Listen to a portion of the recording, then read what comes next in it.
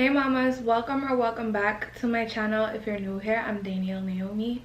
In today's video, as you could see from the title, I'll be showing you guys how I did this super quick and easy glueless install. Yes, this wig is glueless. As you can see, I could lead the comb through there, I could run it through, and it's all the way stuck in the lace, glueless. Okay, and do you see how nice and gorgeous this lace is? You don't, because you don't see it, right? Yeah, so this wig is from Nadula hair, and Nadula decided to send me a 30-inch 5x5 HD lace closure wig in 180 density, and the texture is straight. Look how nice and silky this hair is. I am so in love with this wig. It's super full. I'm having no problems with shedding or tangling, so this is perfect. Like, I'm living for this hair right now. Like, it's super soft to the touch. I'm absolutely in love, and if you'd like to purchase this wig, the links will be in the description box for you to do so. So let me go ahead and jump into the video. This video was relatively short because the wig was super easy to install, and I did the straightening off camera. So girl, you're in for a good video right now. So let's jump into the tutorial.